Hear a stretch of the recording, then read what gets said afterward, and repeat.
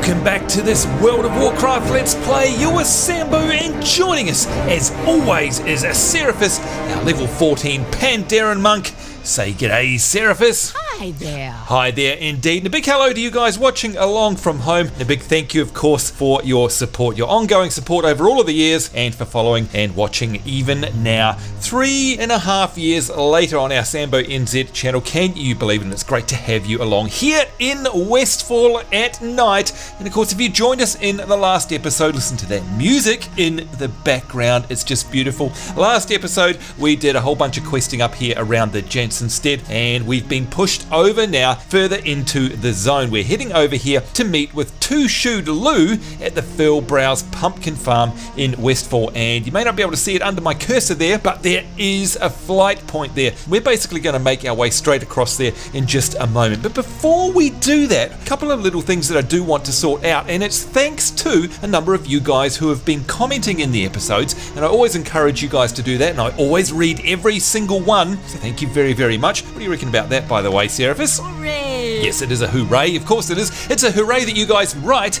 and of course I like to be able to read them. You guys have been saying something for a while now, and I didn't quite get what you mean, and I really want to cover it off, and that is my stances here.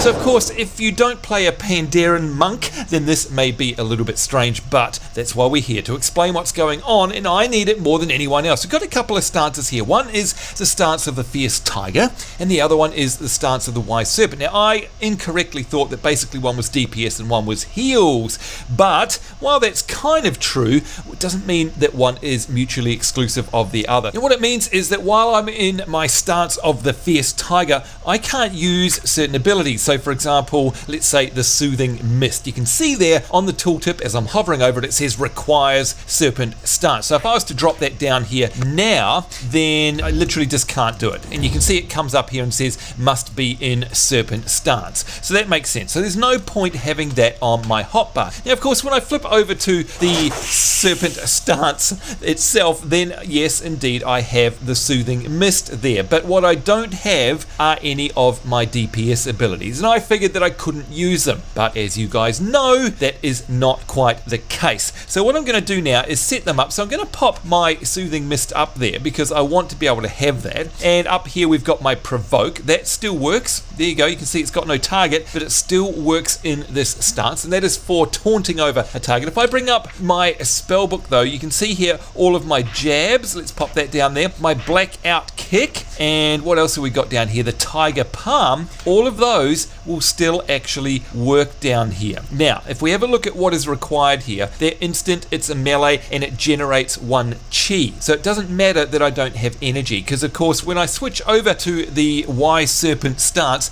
everything becomes mana. In fact, if we read that tooltip down there, it says that increased healing done by 20%, but replaces your energy resource with mana. Now, because of that, I thought I couldn't use any of my abilities because I thought they used energy, but they don't. This one is an instant. The jab, it generates a chi. This Tiger Palm uses chi that the jab generates, and the chi bar is still there, even though we've got mana at the top. And down here, the Blackout Kick, it, yes, requires chi only, not energy. So that means I can be in this mode. Now what that does is not only increase the healing by 20%, but it also increases haste by 50% on items, which is amazing. My attack power also is equal to 200% of my spell power, and unfortunately I no longer benefit from other sources of attack power. But not only that, but I also gain a thing called Eminence, which causes me to heal the lowest health nearby target within 20 yards for an amount equal to basically a quarter of all of the non-auto attack damage that I'm dealing. So it's quite complex, but it's pretty awesome. So basically I really need to be in this Wise Serpent stance. Why would I go over to the Fierce Tiger? It's because it increases my movement speed by 10%. It does increase my damage done by 10% and the amount of chi generated by my jab, but that's kind of specific and I don't really need that right now. So I'd rather have all of this other stuff, including some really cool heals on my hotbar. So let's run around now in this mode and see if it makes a difference. Now, speaking of some other changes, I just want to bring out a new pet. Let's bring, who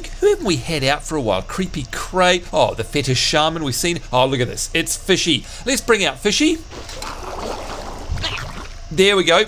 Blip, blip, blip. Now, 10 internet points if you guys can let me know exactly where Fishy comes from. And it's quite a sought-after pet for quite a while there. Oh, you know what? It's going to be great having this soothing mist here. Really, really handy. And look at that. Isn't that a lovely sight? In fact, let's take our screenshot for the day as another player runs past in the background there. Who was that? Let's have a look. It's a Phoenix Down. Very, very cool name there. Level 9 human paladin. All right, so I'm just going to test my combat now. Oh, I can't. I actually can't. I thought I could have a crack at these guys, but they're literally just quest people. Let's have a go at the young Gore-Tusk over here. Let's taunt it.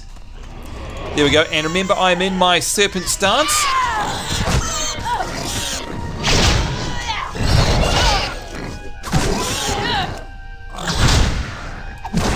Now, it's a bit hard to tell if I'm doing more damage or not. Doesn't feel like it because these guys are really, really hard to kill. They've got thick hides, quite literally. There we go.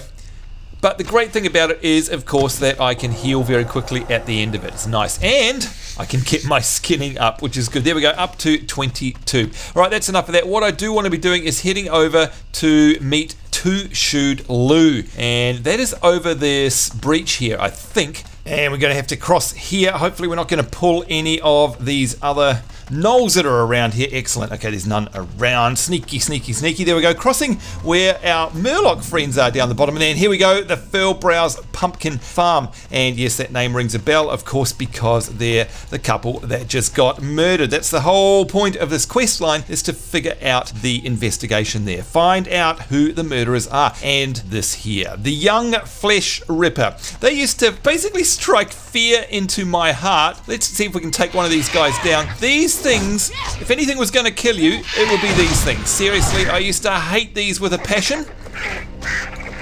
And especially because they did that, because they would almost not only interrupt you, but they would get behind you. And have a target. Wow, I didn't believe I'd get through it that quickly. Now, of course, you can't skin one of these flesh rippers because they have feathers, not skins, technically speaking, in the world of Warcraft. Here's a coyote, as well, all of these classic critters from Westfall that you guys will remember so well, no doubt. All set to the backdrop there of the beautiful theme song of Westfall. Absolutely glorious. Now we're going to be able to skin this guy because, yeah, there we go. He's got a pelt. Thank you very much there, taking our skinning up to level 23. Oh, listen to it in the background there. And yep, sure enough, here we go. Hobo Air, the Griffin Master.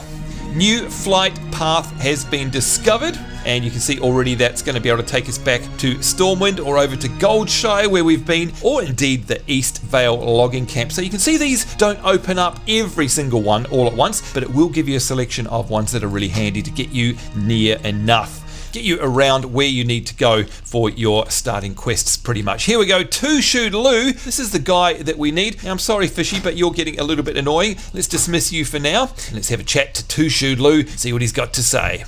Here we go, look, we ain't got no room for no more. Horatio sent you, right then. How can I help you?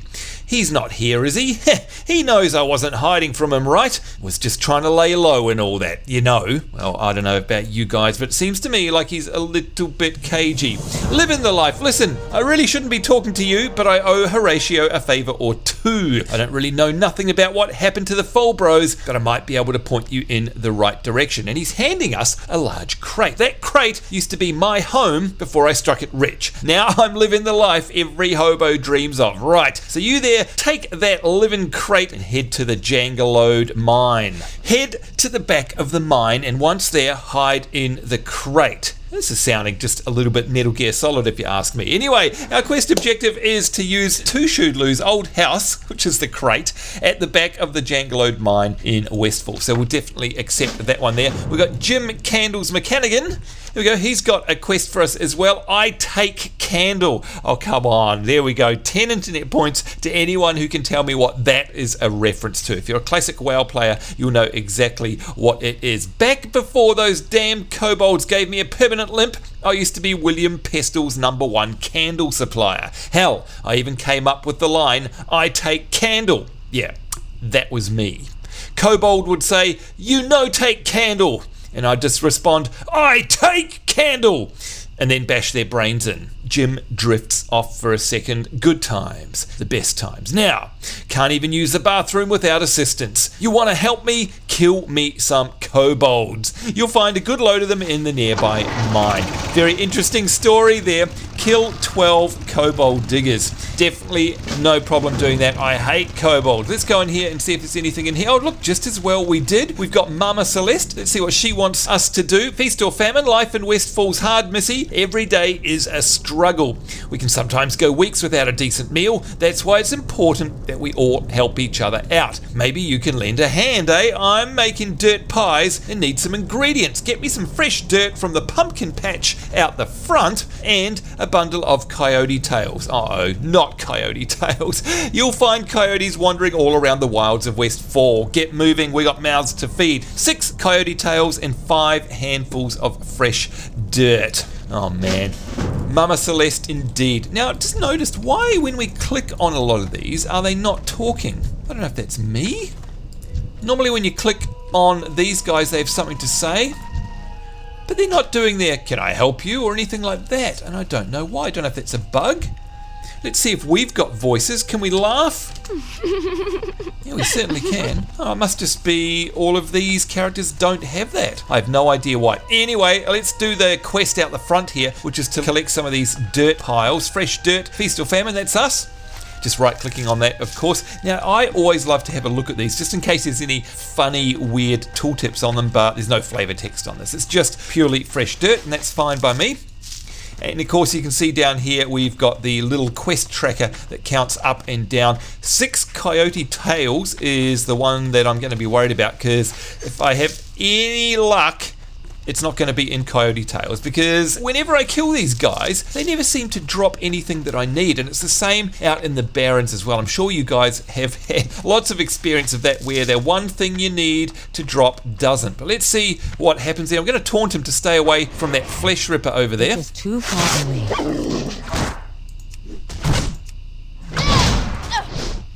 Come on, coyote.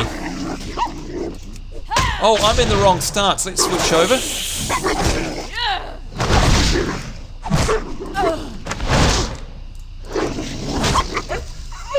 There we go, come on, drop. Oh, look at that, beautiful. Got one on the first drop, no problem. And of course, we're going to skin these guys as well. 1 out of 6. Okay, maybe this won't be as bad as I'd thought.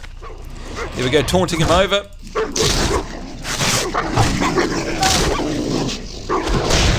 And of course, the blackout kick there as well. I love that one. Now, I do need to just check in my inventory in case I don't have any better gear. I know I've got a few quest rewards recently. Because, good lord, it seems to be taking ages to kill these guys. There we go, another coyote tail. I like that, indeed. There we go, do some skinning. While we do that, let's have a look in here. And of course, I hold down shift just to make sure that there's nothing better in my bags. What's that one there? No, they're all worse by the looks of things. So it looks like I have got the best ones equipped. Yeah, definitely. I wish I had a better weapon. In fact, I think one of these quests is going to give me a nice weapon reward. Let's have a look here. Living the life, I take candle. What's that? A cold bot? Oh, yeah, look at that. It's going to give me a whole +1 damage per second extra than what I've got. Pretty happy about that. It's a one-hander as well, which means we may be able to put something in our offhand, which is nice. Oh, what's that one there? Held in offhand, +1 intellect. Yeah, not bad. I mean, with this build here, I'm pretty sure that I'm going to need spell power. So let's keep an eye out for items like that as well. Now, do I have anything else that's on my bar? I noticed when I go over to the snake stance, what's this? The quaking palm. Let's see. Where is that, by the way? Because quaking palm, pretty sure it's a racial. There we go. That's what I need to have on here with my other stance as well. And this here strikes the target, incapacitating them and switching off my attack. And that's kind of handy to have. It's like a bit of a silence, I guess. Let's run over here. Oh, look at the textures in the pumpkin patch. That was awesome back in the day. It made it look as if it had those actual 3D ridges. And of course, it's just some clever texture work. All right, well, look, what we might do to save you guys being bored from my awfully slow combat here is we'll take a break as I try and find these 6 coyote tails. We'll be right back once they're done. See you in just a minute. And welcome back, folks. Here we go. We've got one more of these tails to go. And in fact, I just had a really nice top drop as well. We'll check that out in just a minute. Come on, Mr. Coyote. Die, die, die.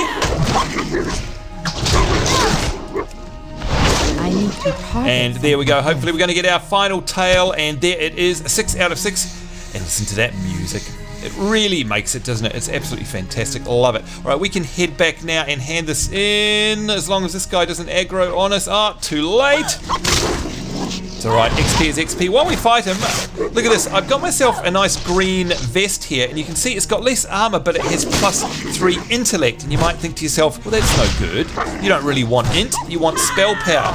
Let's not forget, if we go up to intellect here, it actually increases your spell power as a byproduct. So we're definitely going to add that on. In fact, let's see what difference it will make. Spell power 23. Put on this new vest that will bind to us. Yes, indeed. In fact, there goes. That's the first of our Pandaland stuff gone, which is a bit of a shame, isn't it? But let's have a look at that. Where is it? Our intellect now increases our spell power by 26. So once again, if we flick back to what it was, you can see it's gone from 23 to 26. So it does actually make a difference, which is fantastic. By the way, Cap187 there, hello, says good morning from the US. It's 4:20 a.m. Nice time to be playing, right? Good Lord. Hope things are going well in Westfall. Thank you very much, Cap187. Always nice to hear from you guys. If you ever see me in game, feel free to say g'day. Alright, so where do I need to hand in? Pretty sure it was inside here. Let's roll, baby, roll. Just like our mage blink, I guess. Gosh, she's made a mess on the table, isn't she? Dirt pies don't make themselves, usually. Just smelling you coming got my stomach rumbling. We're going to eat like kings tonight,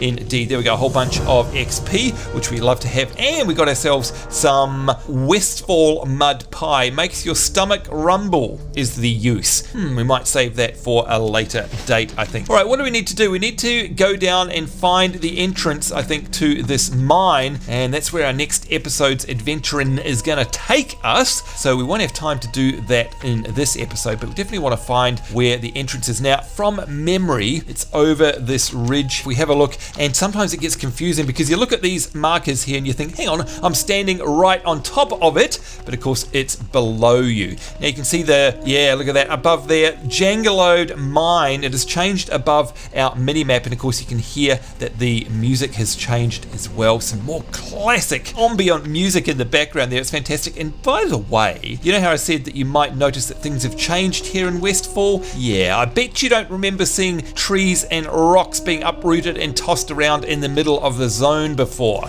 Yeah, so as I said, things are definitely different. Don't worry, that will all be explained later in the show as we get to work our way through the quest line down south. Alright, so here we go, the kobold diggers, which are definitely a lot easier to slay than the local wildlife. But that's it, folks. We definitely run out of time. That's okay, because it's setting us up for our adventures in the Jangalode Mine next time, where we have to kill 12 of these kobold diggers. Well, 11 now. And of course, we have to go in the back and use this, the two-shoot lose old house, aka the crate. And that's what we have to hunker down in at the end of the mine. Lord only knows why. But that's it, folks. On behalf of myself, Sambo, and Seraphis, our level 14 Pandaren Monk, I say take care. Hope you guys are having a great week wherever you are in the world. We do look forward to seeing you next time. We will see you then, and bye-bye.